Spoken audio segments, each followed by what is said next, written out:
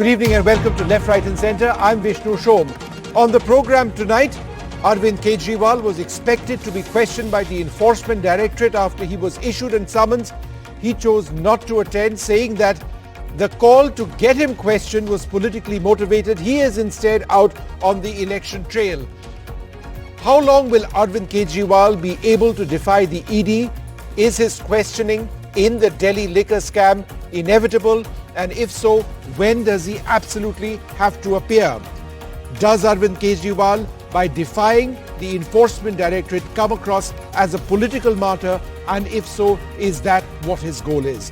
What is the legal position in this and what is politically at stake? That's our top discussion. Second up on Left, Right and Centre tonight, Delhi has enforced the GRA P3 scheme. That's the scheme which comes into place when air pollution is at its worst levels. That's just one step before odd even kicks in. This means that diesel generator sets have to be stopped. This means that construction activity has to be stopped. Vehicles of a particular class cannot enter the national capital. I'll be explaining to you through the use of satellite imagery just what the situation is across large parts of North India, with a lot of smoke and a lot of forest fires being reported. But we've had this conversation so many times in the past. The need for clean air. Is anyone listening? Well, joining us now, senior BJP leader Jay Panda. Jay, thanks very much for being with us. Arvind Kejriwal chooses not to go to the Enforcement Directorate, chooses to go campaigning instead. Do you believe that it's just a matter of time? He's delaying the inevitable. Well, look, clearly with 3 of his ministers in jail and the Deputy Chief Minister being repeatedly denied bail recently by the highest court of the land itself, you have a situation that the money trail of 338 crores is tentatively established. Yes. Now, those of us in the BJP who are involved in the Delhi unit of the party have known for quite some time about this massive corruption of the liquor scam. And now that the evidence has piled up, all their bravado seems to have gone. You know, recall that not just Mr. Kejriwal, but his arrested ministers all used to swagger around with braggadocio, daring the authorities to arrest them. Now that 3 of his senior colleagues have been arrested and they're not getting bail, suddenly he's trying to avoid the summons. I mean, can you imagine? He doesn't consider the 338 crore money trail to be illegal, but he considers an ED summons for interrogating him about this very thing, very corruption, illegal. Nobody is above the law. There are many examples of leaders, from Lal Krishna Advani ji, from Narendra Modi ji, Amit Shah ji, who've faced such interrogations and have boldly and frankly faced up to them. Now here he is trying to run away from it. Nobody is above the law. He can't run from it forever. But what about the political messaging over here? Do you believe that that is the larger strategy, that you might end up seeing Arvind Kejriwal being dragged to the Enforcement Directorate, and that's what he wants his supporters to see? Is this a political move?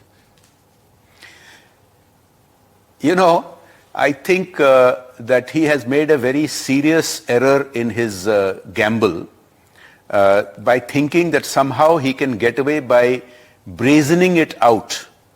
But you know, there have been many leaders far bigger than him, such as Lalu Prasad Yadav ji, who had to face the music. Many others have had to face the music.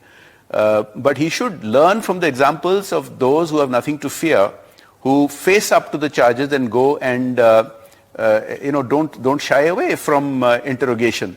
And it's not just BJP leaders. You saw this happen with, for example, Sharad Pawar ji and many others.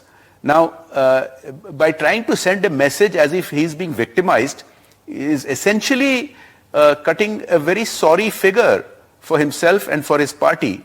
By the way, his party, which I call PAP, the Perpetual Advertisement Army Party, is now stands exposed. The people of Delhi realize that his claims of being so-called Kattar Imandar is just a huge fraud.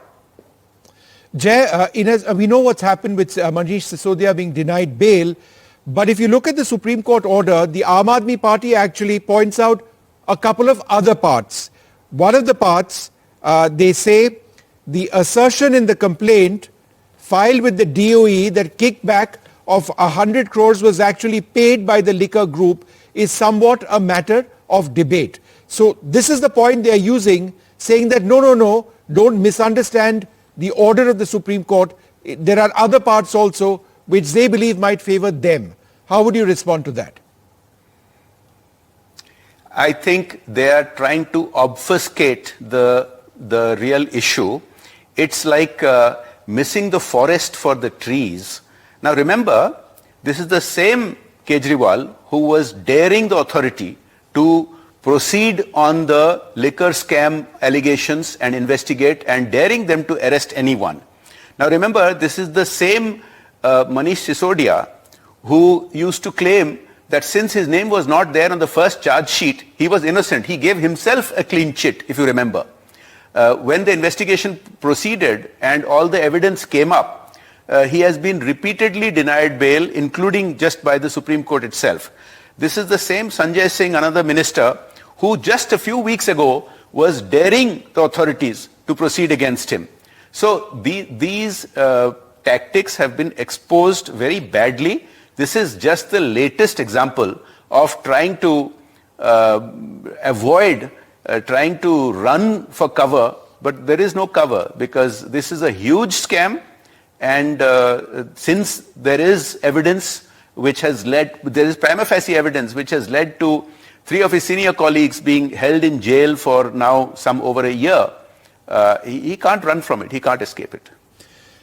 Jay, there's another part of the judgment which is perhaps the smoking gun more than any other part. The Supreme Court says the difference between the new profit margin, right, in these licenses, which is 12% minus 5%, which was the old margin, plus 70 crores, which is the license fee, has resulted in a windfall for the state government, which, and I quote, it is submitted would constitute proceeds of crime and offence punishable under the PML Act. In other words, there is already money as part of this new scheme which has exchanged hands. And the fact that it's not fair, this profit margin, is perhaps the biggest and most glaring omission of the Aam Aadmi Party. That's my interpretation. Do you agree? First of all, this is only one of the many egregious violations that they have committed, for which enough evidence has been piled up that the Supreme Court has made this comment on the evidence submitted so far. Now, in Delhi, those who have been following Delhi politics for the last 2 years know about the very, very brazen twisting of their authority. I'll give you 2 or 3 examples. They increased the number of liquor shops humongously, taking bribes from each of the entities that got the license to open liquor shop, either at the wholesale and the retail level. Secondly, they allowed liquor shops in areas which were specifically banned, in front of gurdwaras, for instance, and in commercial buildings where the bylaws very specifically stated that there could not be liquor sales. On top of that, this margin that the Supreme Court has commented upon, everybody knows that the commissions that used to be paid for the liquor business were in the range of 2 to 3%. To raise that suddenly to 12% is just very, very blatant. The real clinching factor is that when the investigation started and summons were being made, they very hastily withdrew the policy. And many of the people who are accused have turned approver.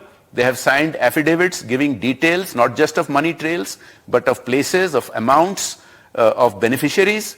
So this is a very, very serious case, and they are in deep trouble. All right, Jay Panda, thanks very much for joining me and speaking and offering the BJP's perspective on these developments. Thanks very much indeed. Well, joining us now, Jasmine Shah of the Aam Aadmi Party. Jasmine, thanks very much for being with us. Arvind Kejriwal chooses not to be questioned by the Enforcement Directorate today. Isn't he just delaying the inevitable, because at some stage he has to appear?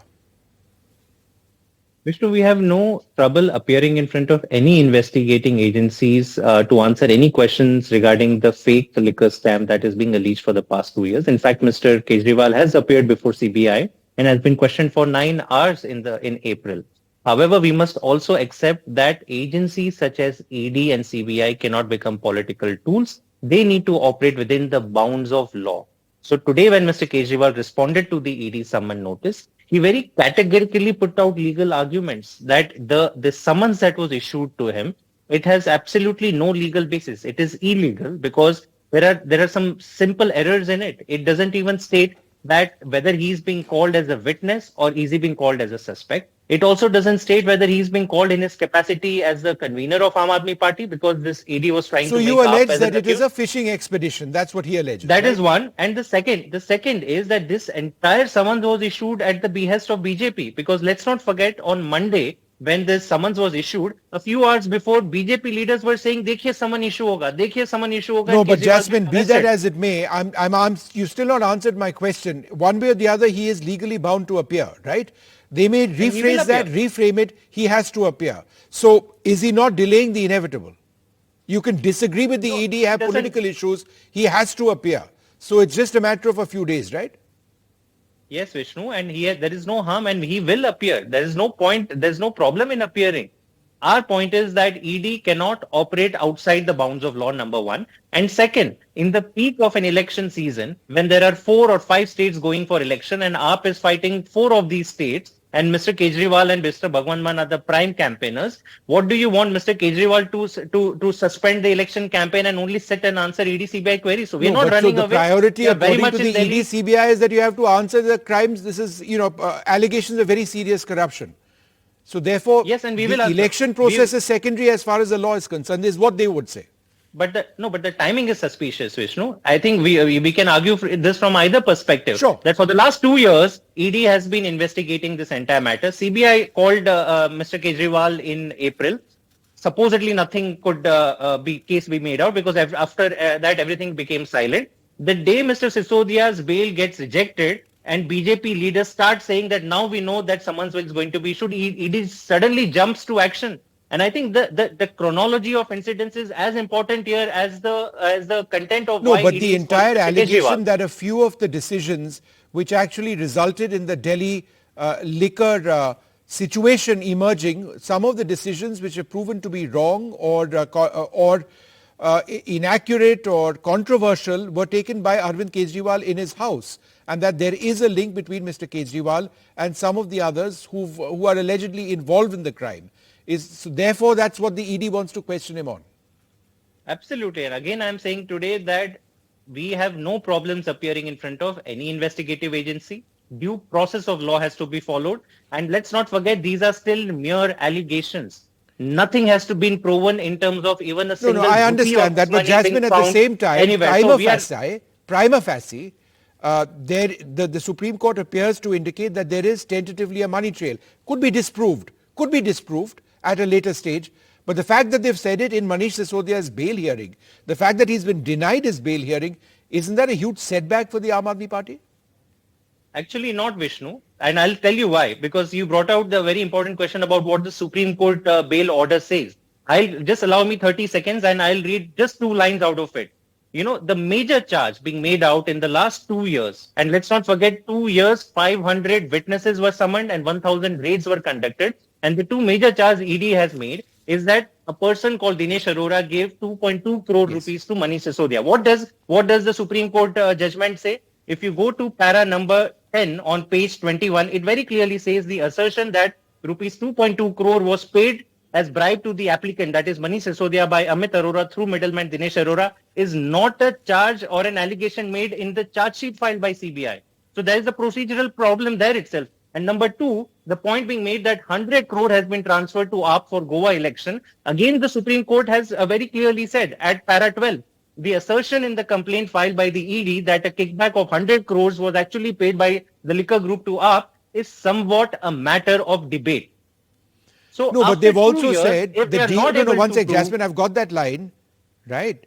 They have said the DOE has relied on evidence and material that a portion thereof, in other words, 45 crore, was Yes. transferred through Hawala for the Goa election and used by the Aam Aadmi Party. The court has said that they don't know the full extent of what the Aam Aadmi Party may have spent in that election, but they have mentioned that, this possibility of a transfer through Hawala.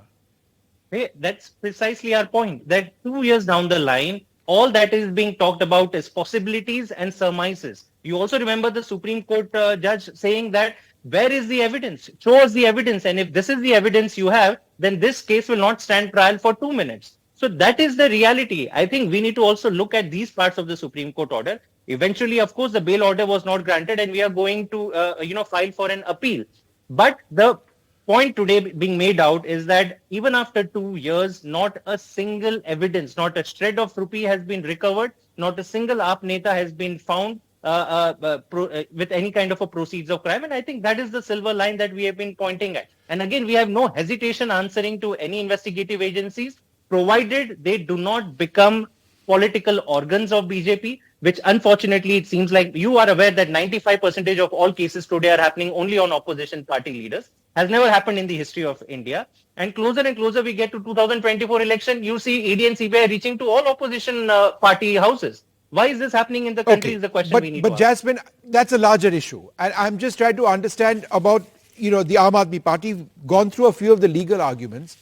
If Arvind Kejriwal is arrested, is there Sisodia is already arrested, he's in custody. What happens to your leadership? Who leads the party from in terms of operations?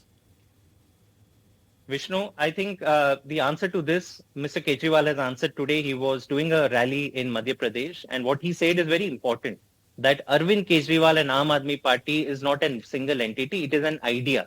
Today, the vision and the ideology of Arvind Kejriwal resides in every worker and every Neta of Aam Aadmi Party. We've never had a problem of leadership. Jasmine, If we had a problem of leadership, that sounds nice. I'm asking you for a name or names. Let's be honest. it is I do not. An idea cannot run the government, or a man or a woman has to run the government if he is arrested. So we will talk on that day, Vishnu, when if that unfortunate incident happens. I hope it doesn't happen, because this signals almost a spiraling down of our democracy, where only and only top opposition leaders are jailed one after the other, mind you, without even trial beginning, without a shred of evidence or without a single rupee of recovery happening after 1,000 raids. And that shows that this is nothing but a political conspiracy. ED and CBI are today being unleashed only on the Aam Aadmi Party. And yet Manish Sisodia remains in jail, bail not granted, with the court suggesting that there could be a money trail. No, the court has said that yes, there could be some amount, but the question of lane dein ya money trail or I understand. All right, Jasmine, thank you very much for joining us and sharing your thoughts on this. The next couple of days will be important for Arvind Kejriwal, who chose not to go to the ED today campaigning. Instead, if he's not going to be campaigning in the near future, what is the implication with the coming elections? That really does need to be seen. Thanks very much indeed. Well, joining us now, the former Additional Solicitor General of India and Senior Advocate of the Supreme Court, Mr. Aman Lekhi. Thanks very much, Mr. Lekhi, for being with us.